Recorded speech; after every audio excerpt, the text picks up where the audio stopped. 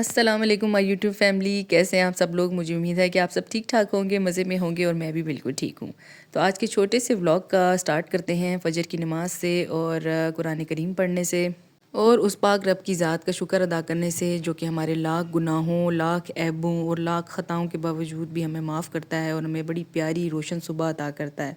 तो आज है जी जुमे का दिन और आज का व्लॉग जो है मैंने जुमे के दिन ही रिकॉर्ड किया था और सुबह की नमाज़ पढ़ी, कुरान करीम पढ़ा और कुरान पढ़ने के बाद और उसके बाद बच्चों को स्कूल और हस्बैंड को ऑफिस भेजा।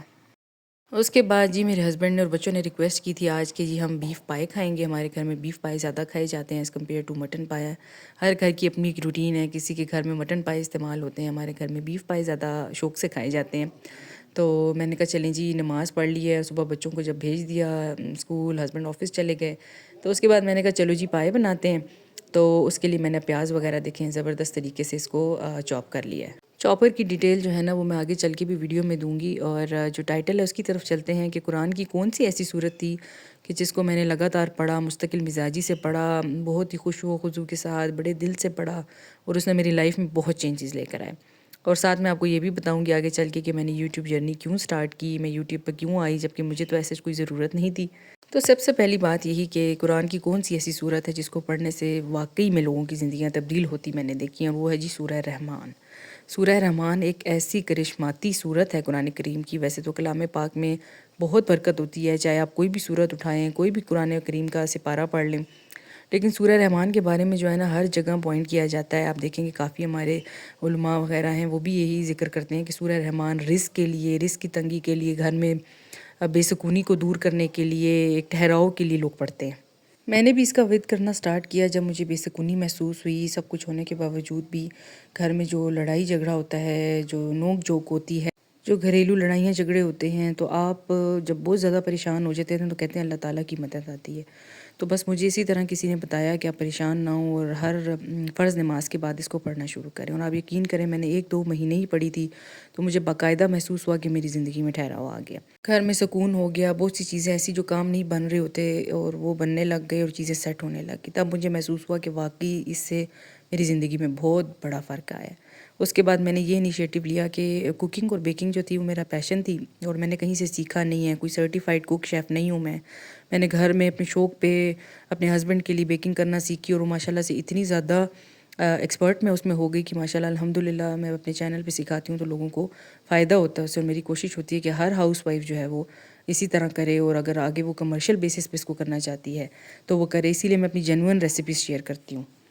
तो मेरे हस्बैंड अक्सर मुझे ये कहते थे कि आप इतनी अच्छी बेकिंग करती हो, इतने एक्सेलेंट आपके केक्स बनते हैं, तो आप क्यों ना इसको एक चैनल के तौर पे लेकर आओ और लोगों को भी सिखाओ और इसको अपना जो है वो पैशन बनाओ। और अल्हम्दुलिल्लाह बच्चे इस काबिल हो गए थे कि तीनों स्कूल जा रहे थे और मैं फ़्री होती थी, तो मैंने फिर अपने फ़्री टाइम को इस तरफ यूटिलाइज़ किया और मैं यूट्यूब की तरफ आ गई। बहुत ज़्यादा लोग ये सोचते हैं कि जी यूट्यूब की तरफ आने वाला हर यूट्यूबर जो है बस वो पैसे के लिए आता है, उसको डॉलर्स चाहिए, उसको पैसा चाहिए। ऐसी बात नहीं है। बेकिंग और कुकिंग मेरा पैशन थी और अपने पैशन को अच्छे तरीके से लेकर आना लोगों तक और अपने आइडियाज़ को रिवील करना मुझे अच्छा लगता था कि जब कोई गेस्ट आए मैं अच्छे से अच्छा आइडिया लेकर आऊँ, प्रेजेंट करने का, चीज़ों को डिस्प्ले करने का, तो उसको मैं लेकर आई। और आप यकीन करें अब जब लोग मुझे ये कहते हैं ना कि हमने आपसे सीखा है, हम आपको कॉपी करते हैं, मुझे बहुत दिल को सुकून मिलता है कि मेरा जो मकसद था ना अपने पैशन को लेके आना, लोगों को सिखाना, वो मुझे पूरा होता दिखाई देता है। तो अल्हम्दुलिल्लाह इससे मैं बहुत ज़्यादा खुश हूँ। और जहाँ तक यूट्यूब अर्निंग की और यूट्यूब पर आकर पैसे कमाने की बात है तो वो तो अभी तक मुझे कोई भी नहीं हुई। तो इससे आप अंदाज़ा लगा सकते हैं कि महज़ मकसद जो है वो यूट्यूब पे आना जो है वो पैसा अर्न करना नहीं था मेरा। तो पैशन और जो आपका जो कुकिंग के साथ लव है ना बस वही था और उसी को लेकर मैं जा रही हूँ। और इंशाल्लाह आप लोगों का साथ रहा और आप लोग मुझे इसी तरह सपोर्ट करते रहे तो मैं इस चीज़ को लॉन्ग टर्म में इंशाल्लाह लेकर चलती रहूँगी और अपनी जेन्युइन रेसिपीज़ और आइडियाज़ आप लोगों के साथ ज़रूर शेयर करती रहूँगी। तो बातों बातों में आप देखें जी हमारा जो बीफ पाए हैं वो भी डन हो गए हैं ऑलमोस्ट। मैंने इसको कढ़ाई में पहले मिक्स किया और उसके बाद कुकर जो है ना उस टाइम वो वॉश नहीं हुआ था तो मैंने बाद में इसको कुकर में ट्रांसफ़र किया, क्योंकि आपको पता है पाए बीफ वगैरह कुकर बगैर इस तरह जल्दी से कोई जो है ना कुक नहीं होता। तो साथ ही ये ब्रेड मेकर जी मैंने ऑर्डर किया था ऑनलाइन, मैं इसका मेंशन कर दूँगी नाम भी। तो इसका भी मैंने सोचा था कि रिव्यू इसी वीडियो में करूँगी। काफ़ी ज़्यादा लोग पूछते हैं कि आप नान इसमें बनाती हैं तो आप कैसे जो है इसको मैनेज करती हैं और अपने ऑनेस्ट रिव्यू शेयर करें।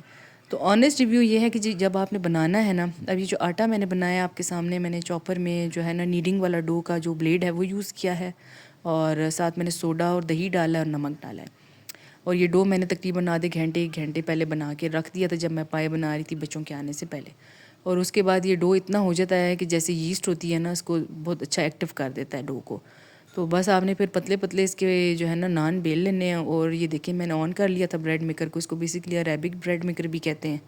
तो जब ये रॉड्स इसके ऑन हो जाएँ तो आपने इसके अंदर नान रख लेना है, और 2-3 दफ़ा इसको उठा के आप चेक करते रहिएगा, बिकॉज़ ये नीचे से इसकी जो प्लेट है ना, ये ज़्यादा इसको पका देती है और सख्त हो जाता है। तो ये देखें कितना अच्छा कलर आ गया। तो बगैर यीस्ट के मैंने बनाए, जस्ट सोडा ऐड किया, दही था और नमक था। तो इसी तरह मैंने ये देखे नान बना लिए थे। और मेरा मतलब ऑनेस्ट रिव्यू इसके बारे में ये है कि बहुत अच्छा है, लेकिन अगर आप इसके टेम्परेचर को समझ लें तो।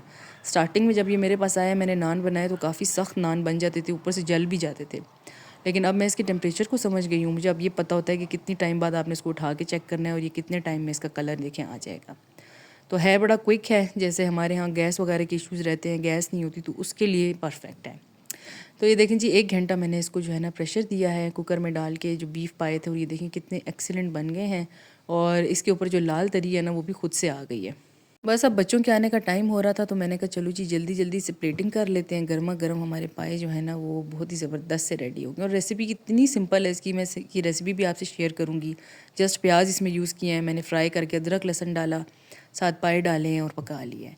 तो मुझे उम्मीद है कि आपको मेरा आज का व्लॉग अच्छा लगा होगा। अगर मेरी बातें आपको फ़ायदा देती हैं तो मुझे सब्सक्राइब करें और फॉलो करें और लाइक करें। अल्लाह हाफ़िज़।